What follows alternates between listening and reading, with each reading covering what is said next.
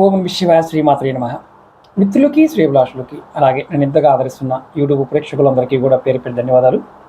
మిత్రులారా, మీ అందరికీ పరాదేవత ఎల్లవెల్లలా మీతో ఉండి మీ మనోవాంఛ నెరవేర్చాలని మనస్ఫూర్తిగా కోరుకుంటున్నాను. మనం నిత్య జీవితంలో చాలామందికి అనేక రకాల సమస్యలతో బాధపడుతూ ఉంటారు. అందులో ముఖ్యంగా ఇంటి సమస్యలు, ధన సమస్యలు, ఆరోగ్య సమస్యలు ఇవి ప్రప్రథమంగా కనిపిస్తాయి. చాలామందికి తెలియంది ఏంటంటే, మన ఇంటిలోనే వీటిని తగ్గించుకోవడానికి మన వంటగది ఒక అద్భుతమైన శక్తిగా పనిచేస్తుంది. తంత్రశాస్త్రంలో వంటగదిని ఒక యజ్ఞశాలగాను, లక్ష్మీ నిలయంగా చెప్తారు. అంటే మనం వంటకు వాడే పదార్థాలు ఏదైతే ఉన్నాయో అవన్నీ హోమానికి, యజ్ఞానికి వాడతారు. నిత్య పూజకి ప్రతి పదార్థం వంటగది నుంచే వస్తుంది. ఇది మీరు ఎవరైనా సరే సమస్యలు బాధపడుతున్నాము అనే వారికి నేను చెప్పబోయే సమస్యలు, వీటికి పరిష్కారంగా ఒక చిన్న పరిహారం, పంచదార డబ్బాలో ఒక చిన్న పరిహారం చేయాలి.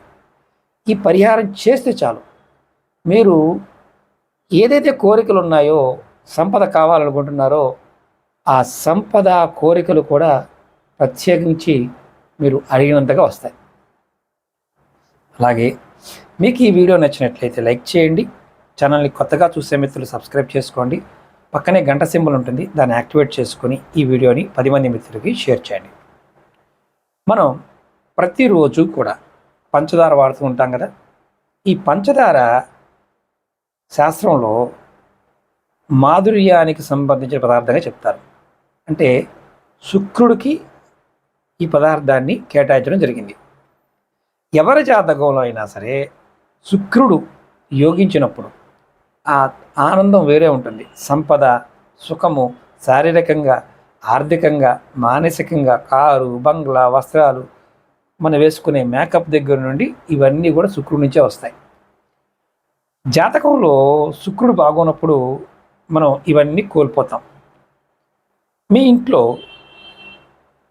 భార్యాభర్తల మధ్య ఎప్పుడు వైషమ్యాలు, పిల్లల మధ్య గొడవలు, అత్త ఆడపడుచు అలాగే భర్తతోనూ గొడవలు, చిన్న చిన్న విషయాలకు కూడా ఇబ్బందులు ఆకస్మికంగా ఈ వస్తున్నాయి అనుకోండి, మీ వంటగదిలో లోపం ఉందని అర్థం. ఈ లోపాన్ని సరిచేసుకోవాలి. అలాగే మీరు ప్రతిరోజు వంట వండుతున్నారు. ఈ వంటలో ఏదో ఒక సందర్భంలో టీ, కాఫీ, జ్యూసులు ఇలాంటి వాటిలో పంచదార వాడుతూనే ఉంటారు. ఈ పంచదార నుంచి మనం శక్తిని పొందే మార్గమే ఈ ఉపాయం. ఇందులో 2 పదార్థాలు అంటే పంచదార, 2 ఆకులు కావాలి. ఆకస్మిక ధనప్రాప్తి, ఆరోగ్యం, ఆనందం, సంతోషం ఇవన్నీ పెరుగుతాయి. ఎలా చేయాలో చెప్తాను. మీరు ఈ ఉపాయాన్ని వారంలో 7 రోజులు చేయవచ్చు. కానీ అత్యంత అద్భుతమైన ఫలితం రావాలంటే గురువారం నాడు కానీ శుక్రవారం నాడు చేయవచ్చు. మీరు ముందుగా ఏం చేస్తారంటే, మీ వంటగదిని శుభ్రం చేయండి. మీ వంటగది మొత్తం చక్కగా శుభ్రం చేయండి. తర్వాత మీరు స్నానం చేయండి. స్నానం చేసి మీ వంటగదిలోకి వెళ్ళి ఈ పంచదార డబ్బా, మీరు ఏదైతే డబ్బాలో పోస్తారో అది ప్లాస్టిక్ డబ్బాలో కాకుండా గాజు డబ్బాలో కానీ స్టీల్ డబ్బాలో కానీ పోసుకోండి. దాని మూత తీయండి. మూత తీసి దానిలో ఒక బిర్యానీ ఆకు, పాడవకుండా ఉన్న బిర్యానీ ఆకును వేయండి. ఈ బిర్యానీ ఆకు వేయటం వల్ల అది కూడా డ్రైడ్ అనమాట, అంటే పూర్తిగా ఆరిపోయి ఉండాలి. ఈ బిర్యానీ ఆకు వేయడం వల్ల మీకు ధైర్యము, ఆకస్మిక ధనప్రాప్తి, అలాగే బాహ్య శత్రువులు, అంతర్గత శత్రువులు, కుటుంబ కలహాలు ఇవన్నీ తగ్గిపోతాయి. ఈ ఆకు వేసి మీరు మూత పెట్టవచ్చు. 2వ ఆకు తులసి ఆకు. తులసి లక్ష్మీ స్వరూపం. మీ ఇంట్లో భార్యాభర్తల మధ్య ఎప్పుడు సంబంధంలో కీచులాట, గొడవలు అవ్వడం, ఎప్పుడు కొట్టుకోవడం, ప్రతి చిన్న విషయానికి ఇబ్బంది పడుతూ ఉన్నప్పుడు మీరు ఖచ్చితంగా దీన్ని ప్రయత్నం చేయాలి. ఈ తులసి ఆకును కూడా మీరు ఎప్పుడైనా తెచ్చుకోండి, కానీ ఎండబెట్టండి. ఎండబెట్టి డ్రై అయిన దాన్ని ఈ తులసి ఆకును కూడా మీరు ఆ డబ్బాలో వేయండి. మీరు ఈ డబ్బాలో ఉన్న ఆకులని ఈ డబ్బాని సపరేట్గా మెయింటైన్ చేయొచ్చు, లేదా మీరు రోజు తీసుకునే డబ్బాలో కూడా వేసుకోవచ్చు. మీరు ఇది వేసిన తర్వాత, ఈ ఆకులను వేసిన తర్వాత మీరు ఈ పంచదారని రెగ్యులర్గా మీరు వాడుకుంటూ ఉండాలి.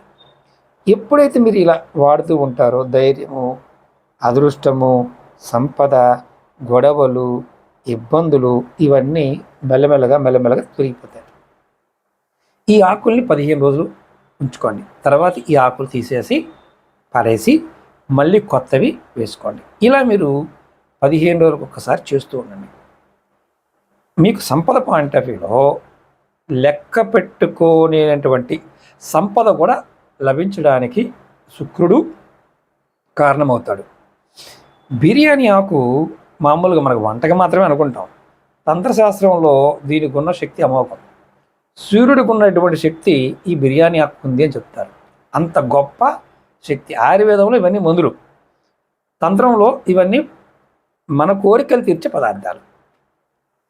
ఎవరైనా సరే ఈ ఉపాయాన్ని జాతి, మతము, కులం అంటూ లేదు, అందరూ చేయవచ్చు. అయితే ఒక చిన్న నియమం ఏంటంటే, ఏ మతమైనా ఏ జాతి అయినా సరే ఒక చిన్న నామాన్ని అనుకోవాలి.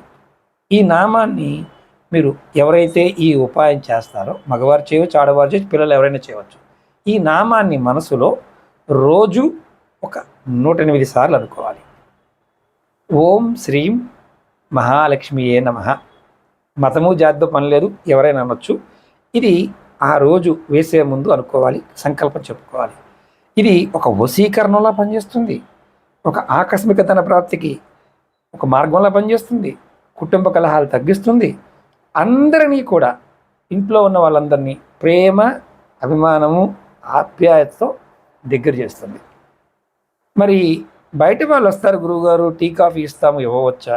ఇవ్వండి, ఇబ్బంది లేదు. మీకు ఎవరైనా సరే గొడవ పడుతున్నవారు, మీ రిలేషన్లో కానీ మీ చుట్టుపక్కల వారు మీ ఇంటికి వచ్చినప్పుడు మీరు కాఫీ గానో, టీ గానో, జ్యూస్ గానో, లేకపోతే షర్బత్ లాగానో కలిపి కూడా ఇవ్వచ్చు.